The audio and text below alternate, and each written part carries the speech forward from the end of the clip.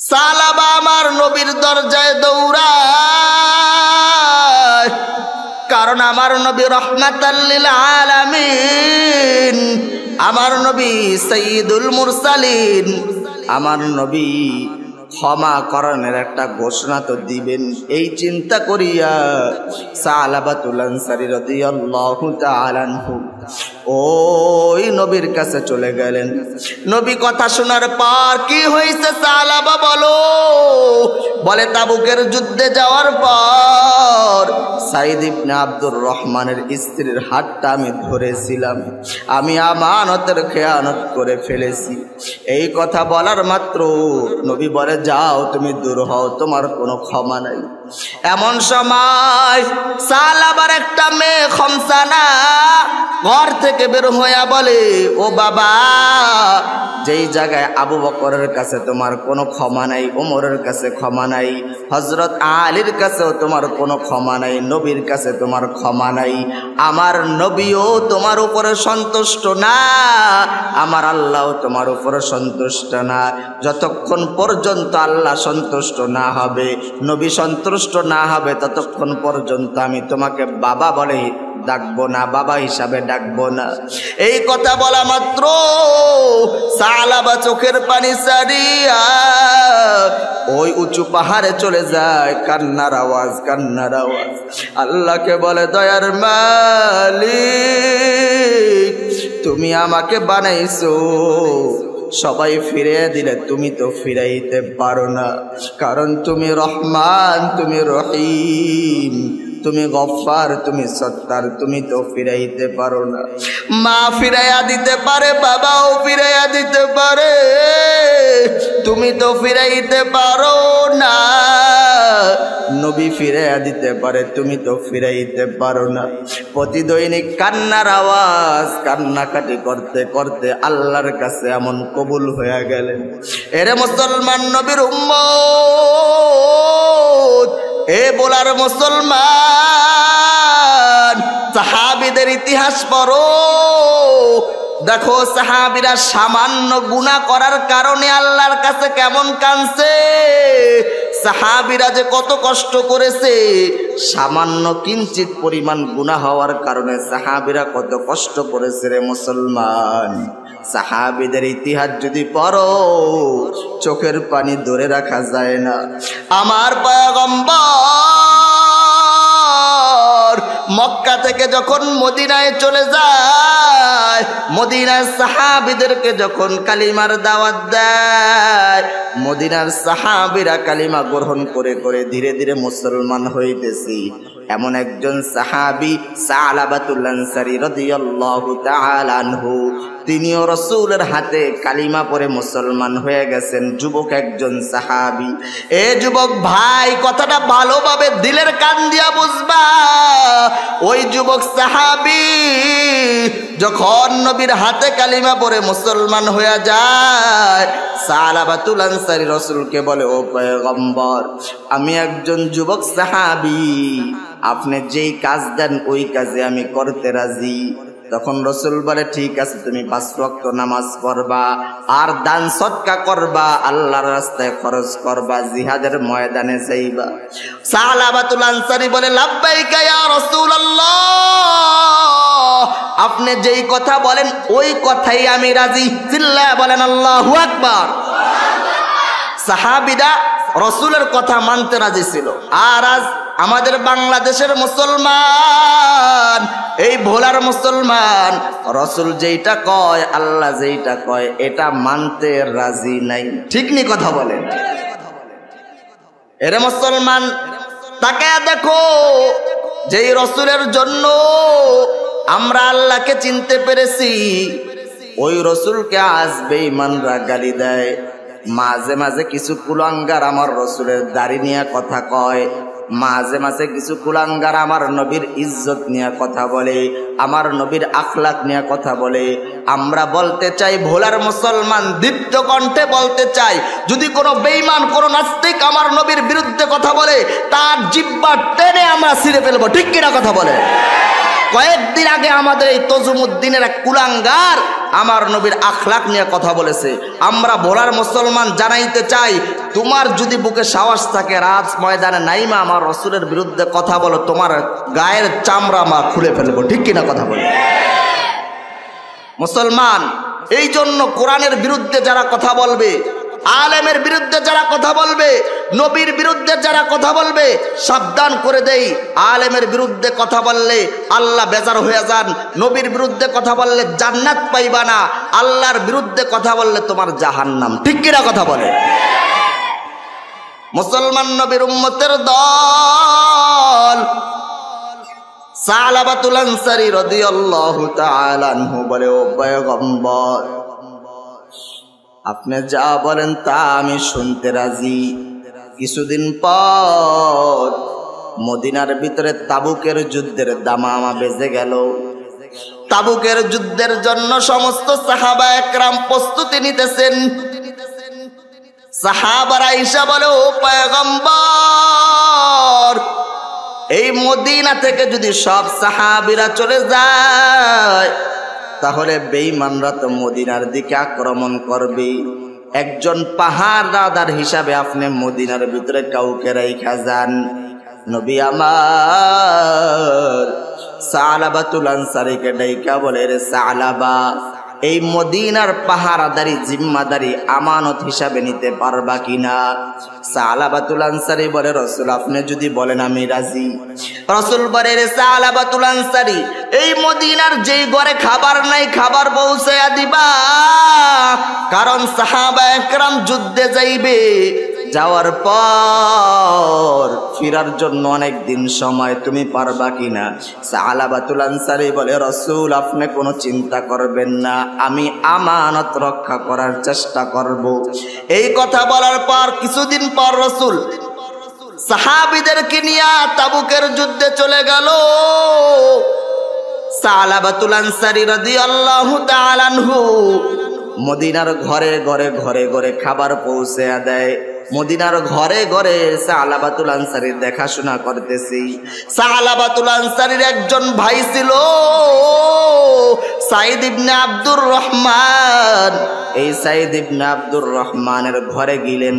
যাওয়ার পর সাইদ ইবনে আব্দুর রহমানের স্ত্রী ঘর থেকে ডাক দিয়া বলে, ও সালাবা ভাই আমার ঘরে বাজারের প্রয়োজন, বাজার করে দাও।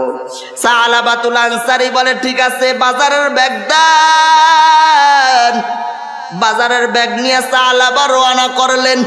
প্রতিমধ্যে শয়তান সালাবার অন্তরের ভিতরে ওয়াসওয়াসা দেয়, এরে সালাবা, তোমার ভাইয়ের বউ ওই সাইদ ইবনে আব্দুর রহমানের স্ত্রী বড় সুন্দরী, যাও, এখন তো তোমার ভাইয়ের এই বাসায় নাই, তোমার ভাই জাগায় নাই, যুদ্ধের ময়দানে গেছে, যাও তোমার মনের বাসনা পূরণ করিয়া নাও। সালাবার মনের ভিতরে যখন শয়তান ওয়াসওয়াসা দেয়, শয়তানের ওয়াসওয়াসা পাওয়ার পর সালাবা বাজার থেকে বাজার নিয়ে যখন সাইদ ইবনে আব্দুর রহমানের ঘরে ঢুকে, তখন সাইদ ইবনে আব্দুর রহমানের স্ত্রী বাজারের ব্যাগ নেওয়ার জন্য হাতটা বাড়াইয়া দেয়। সালাবা তাকায়া দেখি সাইদ ইবনে আব্দুর রহমানের স্ত্রীর হাতটা বড় সুন্দর। সালাবার মনের ভিতরে কুমন্ত্রণা শুরু হয়ে গেল। এবার সালাবা সাইদ ইবনে আব্দুর রহমানের স্ত্রীর হাতটা ধরলেন। ধরার পর বিবি সাহেব ডাক দিয়া বলে, ও ভাই আমার, তুমি আল্লাহকে ভয় করো, আমিও আল্লাহকে ভয় করি, তুমি আর এই কাজের দিকে আগায়ও না, তুমি আমানত রক্ষা করো। যদি আমানতের খেয়ানত করে ফেলো তাহলে আল্লাহর আদালতে ধরা খাইতে হবে। আল্লাহর আদালতে ধরা খাইবা রে সালাবা, অতএব তুমি আমানতের খেয়ানত করবা না। এই কথা শোনার পর সালাবা হাটটা ছাড়িয়া চলে গেলেন, আর মদিনায় নাই। সাইদ ইবনে আব্দুর রহমানের স্ত্রী সালাবাকে খোঁজাখুঁজি করতেছেন, কোন জায়গায় সালাবা নাই। তালাশ করতে করতে দিক দিয়া তাবুকের যুদ্ধ শেষ। নবী আমার সাহাবীদেরকে নিয়া মদিনায় যখন চলে আসছে, এবার সাইদ ইবনে আব্দুর রহমান তার ঘরে আসছে। আয়েশা বলে, ও বিবি আমার ভাই সালাবাকে দেখতেছি না, সালাবা কোথায়? বলে, সালাবা এমন এমন একটা কাজ করেছি, ওই সময় আমি বলছি তুমি আল্লাহকে ভয় করো। এই কথা শোনার পর সালাবা আমার হাত ছাড়িয়া কোথায় যেন চলে গেছে, আর সালাবাকে পাই না। সাইদ ইবনে আব্দুর রহমান সালাবাকে তালাশ করার জন্য মদিনার অলিতে গলিতে দৌড়ায়। মদিনার একবার ডানে যায়, আবার মদিনার বামে যায়। সাইদ ইবনে আব্দুর রহমান যখন ডানে যায় আবার বামে যায়, ডানে যায় আবার বামে যায়। কিছুদিন তাকায়া দেখতেছে সালাবা কোথাও নাই। এবার সাইদ ইবনে আব্দুর রহমান উঁচু একটা পাহাড়ে চলে গেলেন।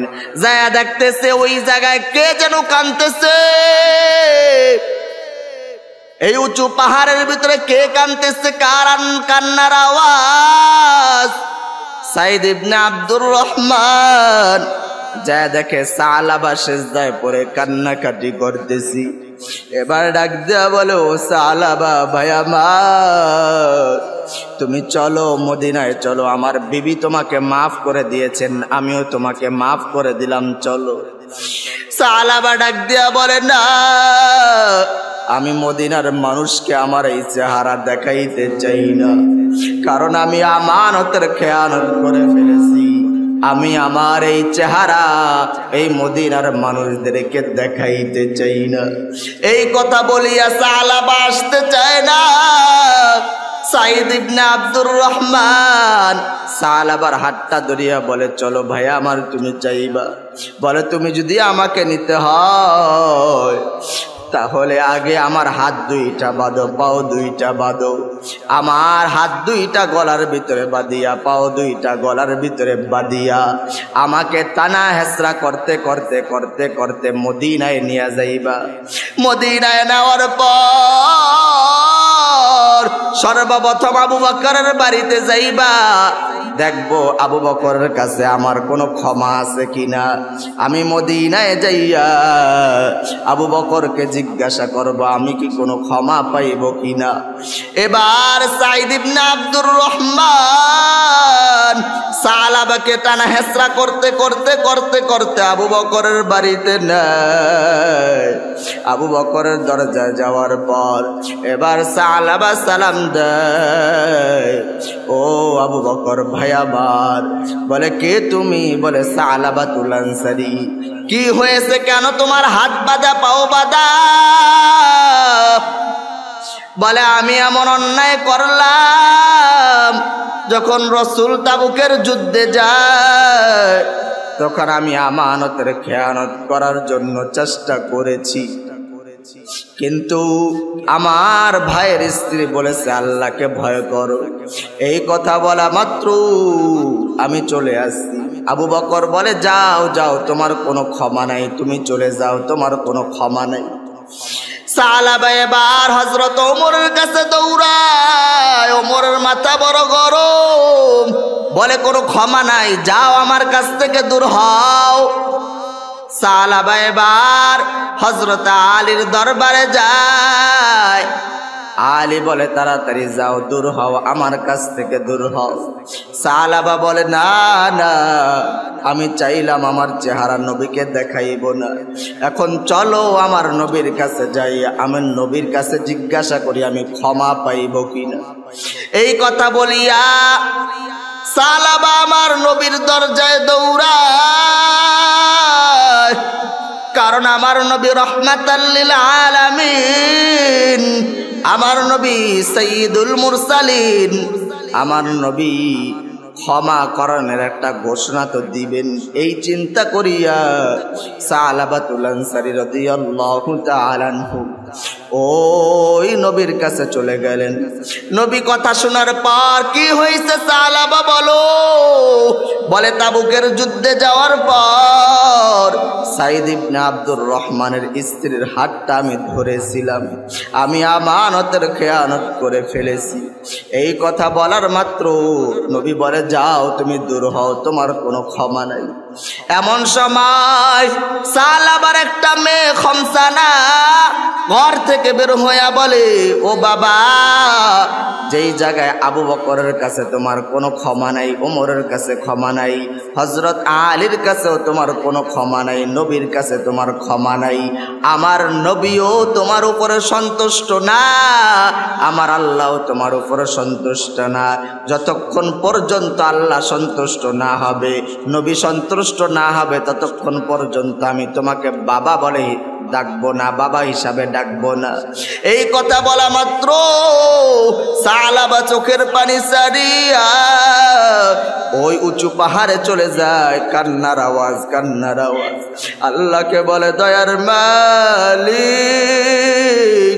তুমি আমাকে বানাইছো, সবাই ফিরে দিলে তুমি তো ফিরাইতে পারো না, কারণ তুমি রহমান, তুমি রহিম, তুমি গফফার, তুমি সত্তার, তুমি তো ফিরাইতে পারো না।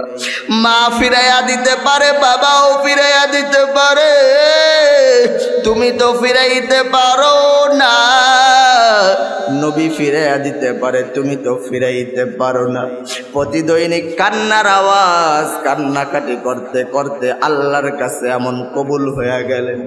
এরে মুসলমান নবীর উম্মত, এ বলার মুসলমান, নবী কান্নার আওয়াজ, এই কান্নার আওয়াজ শুনিয়া আল্লাহ তাআলা এত পছন্দ করেছেন, কোরআনের ভিতরে একটা আয়াত দিয়া জিব্রাইলকে নবীর কাছে পাঠাইয়া দিলেন। ও নবী আমার, আপনি শুনায়া দেন আমি সাহাবাকে মাফ করে দিয়েছি। ওয়াল্লাযীনা ইযা ফাআলু ফাহিশাতান আও যাকারু, আমি সাহাবাকে মাফ করে দিলাম। এই কথা শোনা মাত্র নবী বলে যাও সাহাবা কোথায়, দেখো সাহাবা কোথায়। এই কথা শুনিয়া হযরত আলী বলে নবী আমাকে একটু অনুমতি দেন, আমি সাহাবাকে নিয়ে আসব। হযরত আবু বকর বলে নবী আমাকে একটু অনুমতি দেন, আমি নিয়ে আসব। বৃদ্ধ একজন সাহাবী হযরত সালমান ফারসি বলে নবী আমার হায়াত বেশি, আমার বয়স পেয়েছি বেশি, আমাকে বলেন আমি যে সাহাবাকে নিয়ে আসব। এই কথা শুনিয়া নবী বলে যাও তোমরা সবাই যে সাহাবাকে নিয়ে আসো। যাও সাহাবা একরাম সাহাবাকে আনার জন্য রওনা করলেন। যায় দেখতেছে ওই জায়গায় শুধু মরুভূমির মানুষগুলো আছে, আর কেউ নাই, কেউ নাই। জিজ্ঞাসা করলো তোমরা কি সাহাবা নামের কোন লোককে দেখছো? বলে না, সাহাবা নামের কাউকে আমরা দেখি নাই, সাহাবা নামের কাউকে আমরা দেখি নাই। বলে সাহাবা কি? তোমরা একটা নিদর্শন বলে দাও, আমি তাহলে বলতে পারবো। বলে এমন একজন আল্লাহর বান্দা যে আল্লাহর ভয়ে শুধু ক্রন্দন করে, কান্নাকাটি করে, এমন একজন আল্লাহর বান্দা। বলে আমরা দেখলাম এই গুহার ভিতরে এক আল্লাহর বান্দা প্রতিনিয়ত কান্নাকাটি করে। যখন রাত্র হয়ে যায় এশার পর থেকে ফজর পর্যন্ত কান্নার আওয়াজ সকালবেলা আমরা আর পাই না। দেখো কিছুক্ষণ পর এশার আজান হয়ে যাবে, ওই আল্লাহর বান্দা চলে আসবে। হযরত ওমর দাঁড়িয়ে আছে, সালমান ফারসি দাঁড়িয়ে আছে। কিছুক্ষণ পর সাহাবা গুহার ভিতরে কান্নার আওয়াজ। আবু বকর বলে মাথাটা উঠাও। সাহাবা বলে কে তুমি? বলে আমি আবু বকর। বলে কেন আসছো? নবী বলেছে তোমাকে আল্লাহ মাফ করে দিয়েছেন। সাহাবা ঘর থেকে ওই গুহার থেকে বের হইয়া নবীর কাছে রওনা করলেন। আস্তে আস্তে ফজরের আজান, মসজিদের মিনার থেকে হযরত বিলাল ফজরের আজান দেয়, আসসালাতু খায়রুম মিনান নাওম।